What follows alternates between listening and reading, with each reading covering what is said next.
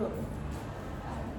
Ibu kan mendapatkan klien dengan kriteria tersebut, tapi kan untuk ibu yang sudah bergelar konselor juga kan ibunya pasti punya kiat-kiat yang juga kayak kalau mendapatkan kriteria dan seperti ini, hal apa yang harus dilakukan dulu, mungkin apa yang bisa kami pelajari untuk misal nanti kami mendapatkan klien yang kriteria tersebut. Kalau berdasarkan ini dan teori, tentunya klien itu tidak pernah salah. Nah, ketika klien sudah menyatakan bahwa Bu, saya sampai ingin bunuh diri, ekspresi mungkin yang bisa saya sampaikan adalah penerimaan bahwa kok sama bunuh itu penolakan. Jadi kalau penerimaan, saya sampai ingin bunuh diri, bahwa menunjukkan empati bahwa berarti dia sudah merasa seberat itu kondisi. Menunjukkan penerimaan dan empati wajar.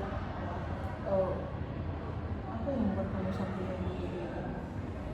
Jadi tidak detail, tapi ditanyakan kenapa sampai begini. Ya karena setelah itu kan akan terbuka. Nah, jadi kalau setiap ada pernyataan kalimat si klien sampai ingin menyatakan ingin bunuh diri, saya tidak menunjukkan penolakan atau apa tidak, tapi penerimaan. Tentu karena keadaan yang sangat berat sekali membuat dia. Jadi kalau dia bilang ingin bunuh diri dan dia merasa perasaan pahit dia itu tervalidasi. Berarti mungkin hal yang pertama bisa kami lakukan adalah menerima klien tersebut berarti ya Bu. Dan maksudnya menerima dalam artian kita tidak memberikan respon seperti menolak atau bertanya mengapa mungkin Bu, apakah boleh misalkan kliennya ingin bunuh diri, misalkan telepon kita atau gimana, saya mau bunuh diri dan segala macam. Mungkin respon yang pertama kita lakukan adalah menerima kan, apakah boleh seperti menanyakan kayak mengapa kamu ingin bunuh diri dan sebagainya. Oke,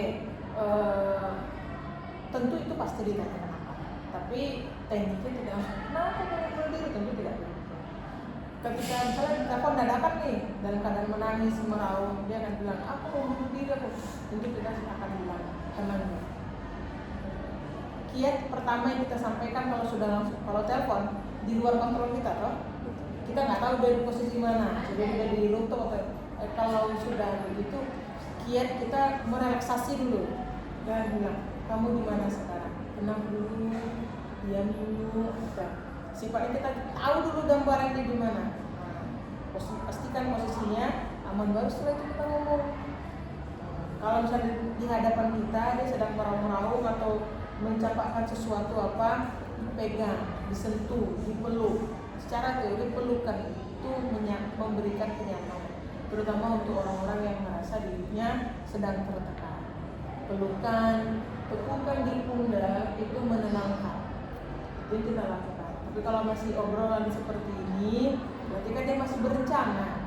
Nah, itu beda lagi penanganan. Penanganannya sendiri untuk klien-klien tersebut itu tergantung situasinya pada saat itu. Iya. Biasanya untuk penanganannya sendiri kan dilihat dari situasinya. Terus respon kita kan juga mengikuti situasinya seperti apa. Kalau misalnya dia ingin bunuh diri tapi pada saat sesi konseling berdua sama kita dan dia itu seperti meraung tubuh dan itu tuh mengancam dan akan membahayakan diri dia dan kita juga, hal apa yang bisa kita lakukan? Jadi tadi yang dia bilang sama seperti yang telepon itu, ditenangkan dulu. Atau kalau bisa dia pegang pisau tajam gitu kan, lagi berdua gitu, saya udah begini, pelan-pelan dekatinya. Tenang dulu. Intinya penguatan kita sampaikan merelakskan dia dulu sampai yang disampaikan dalam kondisi seperti itu bukanlah hal-hal yang berat, karena kita harus mencuri perhatian dia dulu, mengalihkan perhatian dia dulu. Kalau sudah dapat, kita rampas benda tajam yang dia, baru campakkan jauh-jauh, baru dipeluk. Ya mendapatkan perhatian sederhananya dulu. Jadi ya itu baik lagi, tergantung situasi. Berarti yang mungkin dapat dilakukan adalah meresponnya dengan cara menerima dan tidak menunjukkan penolakan, lalu menenangkan dia dulu apabila dia di kondisi yang situasi berbahaya. Terus juga mungkin kami juga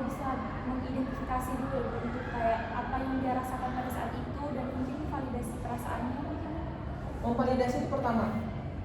Kalau identifikasi nanti setelah tenang, setelah sudah bisa diajak ngobrol. Tapi kalau memvalidasi itu pertama. Misalnya aku kesal, aku marah, aku benci. Ya, kamu boleh marah, kamu boleh benci. Kita jumpai, misalnya aku sudah tidak merasa berharga. Nah, itu kamu berharga. Aku di sini tidak mau kamu mati. Aku di sini adalah teman kamu. Kalimat seperti itu menunjuk, kalau tentu orang kalau bunuh diri itu kan menunjukkan kalimat negatif, dimasukkan kalimat yang positif, tapi bukan penolakan. Aku tidak tidak ada yang mau berteman denganku, tidak ada yang mau menolak dengan mau kalimatnya siapa bilang ini mau, itu kan kalimatnya menolak perasaan dia kan. Tapi kalau divalidasi, semua orang berharga, kamu juga berharga, semua orang peduli. Saya kita clear kan, bukan orang yang dekat. Aku orang yang tidak kamu kenal, tapi aku peduli agar kamu tidak mati sia-sia seperti ini. Nah kan beda kan. Tapi kalau kita bilang, siapa bilang kamu tuh tidak berharga, semua orang itu kamu tuh salah, itu kan menolak. Nah, jadi kalimatnya itu divalidasi perasaan. Kita harus memvalidasi perasaan. Ya, memvalidasi perasaannya. Tapi aku merasa diriku tidak berharga. Kalimat aku sudah membuat kesalahan. Aku sudah bertingkah bodoh. Validasi. Semua orang pernah berbuat bodoh. Semua orang pernah berbuat salah. Nah, itu kan jadi sifatnya diterima. Jangan langsung dicekal. Intinya orang kalau sudah berpikir untuk bunuh diri, berarti dia sudah di ujung keputusasaan. Kan tidak setiap masalah buat kita merasa pengen bunuh diri. Tapi ketika masa sudah bertumpuk, muncak banget sampai mau lari kemana tuh, tidak ada yang pernah mau menerima perasaan kita, pasti baru terpikir untuk bunuh diri. Maka jangan gitu. Itu sudah menuju terima seterima-terimanya. Bahkan kalau dia bilang orang tua aku yang salah membuat aku seperti ini, ya mungkin orang tuamu yang salah, ya kita obrolin pelan-pelan ya. Intinya kalau orang udah di ujung seperti itu, cari perhatian sederhananya aja dulu. Kita ambil, mengalihkan perhatian dia untuk fokus ke kita dulu. Jadi jangan panjang-panjang, singkat aja. Itu bisa validasi. Iya, dan membuat dia dengar kita. Kalau dia dapat pengalihan yang benar, ketika dia ngelawan pas kita ngomong dan dia sudah ada rasa jeda sedikit, artinya itu kan dia sudah memikirkan kalimat kita. Misalnya, tapi kalau ini, iya, semua orang berbuat salah, kan ada beda. Itu sudah sedikit ketangkap, berarti fokus dia ke kita kan. Nah, itu baru ngobrolin lagi pelan-pelan. Tapi ya tentu tidak bisa ngobrol seperti ini. Ini ketika sudah tenang, ketika dia lagi puncak. Sentuhan fisik itu alternatif paling cepat untuk mengatasi. Tapi dalam kondisi yang tidak membahayakan dia ataupun kita juga. Ya, itu paling utama, tidak membahayakan dia dan kalau ada benda tajam tentu dibuang dulu baru.